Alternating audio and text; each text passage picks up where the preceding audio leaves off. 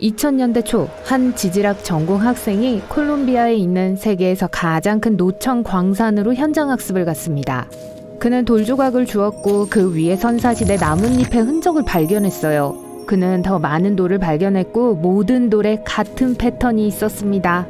당시 그 학생은 자신의 발견이 지구상에 살았던 가장 큰 뱀을 밝히는 데 도움이 될 것이라는 걸 알지 못했습니다.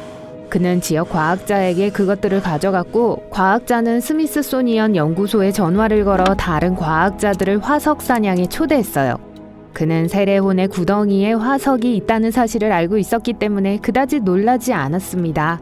1990년에 다른 지질학자가 그곳에서 화석을 발견했고 그의 사무실로 가져온 적이 있었어요. 그는 그것이 무엇인지 확신하지 못했고 그것을 석탄화된 나뭇가지라고 불렀습니다.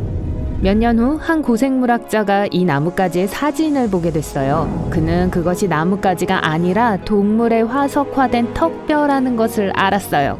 그 과학자는 발견에 너무 흥분해서 콜롬비아까지 직접 날아갔어요.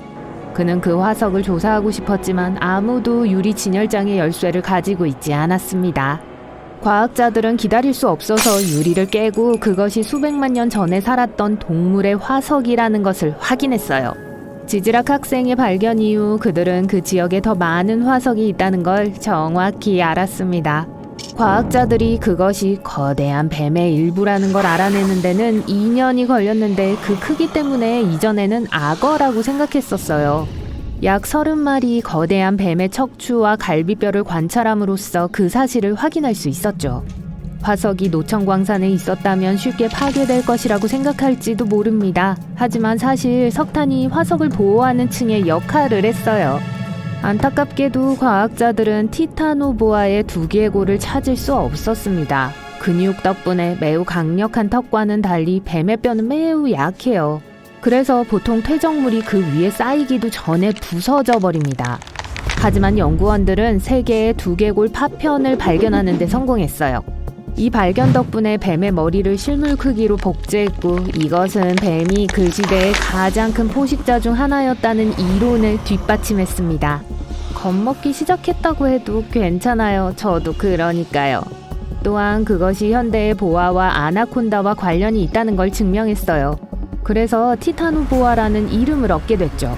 기본적으로 타이타닉 보아라는 뜻이에요. 이 거대한 뱀은 2009년에 공식적으로 묘사되었습니다. 티타노보아는 약 6천만 년 전에 번성했는데 티라노사우루스 렉스가 지구를 누비던 때에서 약 600만 년이 지난 후였습니다. 그 당시 티타노보아는 현재의 콜롬비아와 페루인 남아메리카의 기후를 즐겼어요. 그 길이는 볼링 레인만큼 길었고 오늘날 살고 있는 가장 큰 뱀보다 2배 더 길었습니다. 4개의 거대한 아나콘다만큼 무거웠어요. 운 좋은 우연 덕분에 이렇게 길고 무거워졌죠.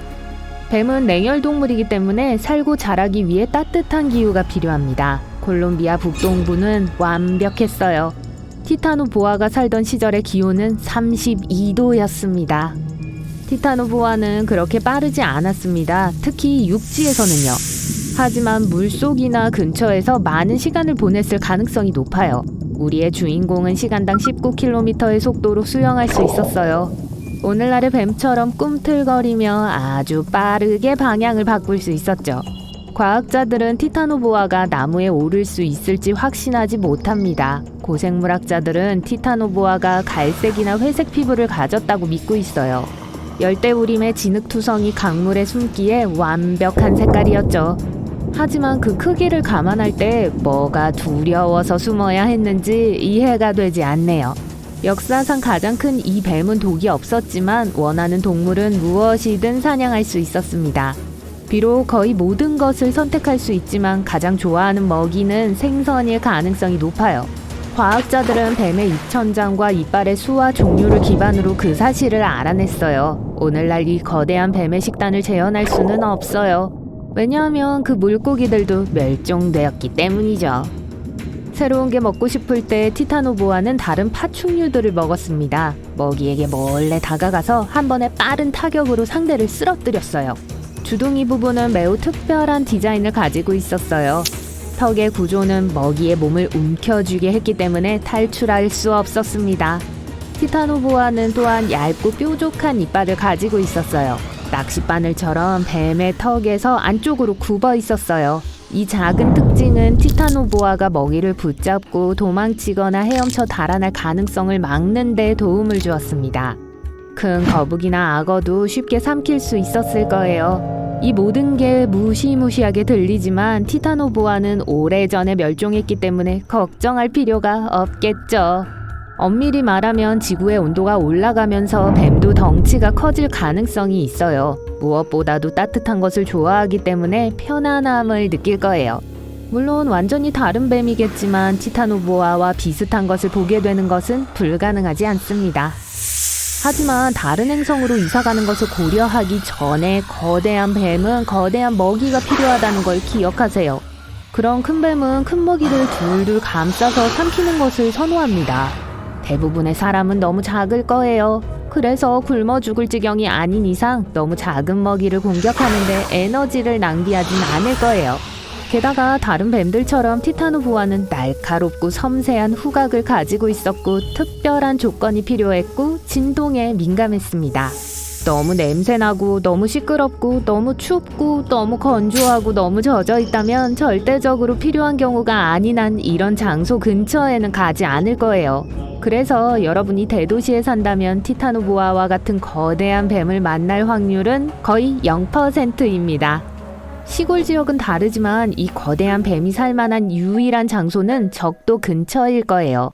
이미 전 세계의 가장 따뜻한 지역에는 상당히 거대한 뱀들이 살고 있어요.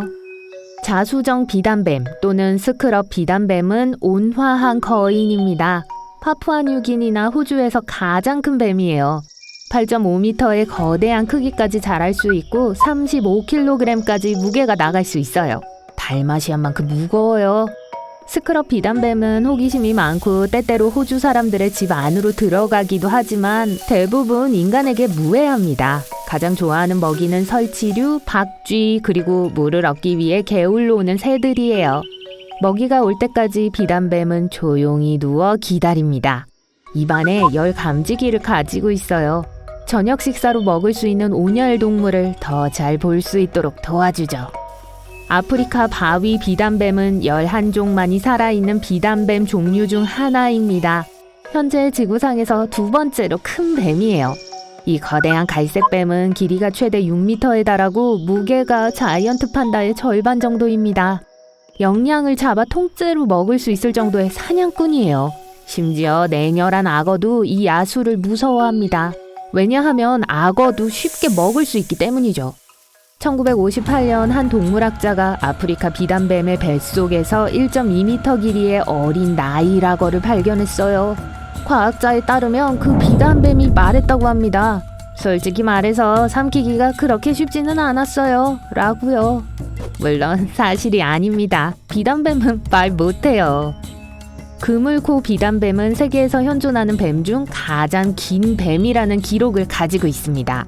가장 큰 뱀은 2011년에 8m의 길이로 기네스북에 올랐어요. 그 이름은 메두사이고 미주리주 캔자스시티의 동물원에 삽니다.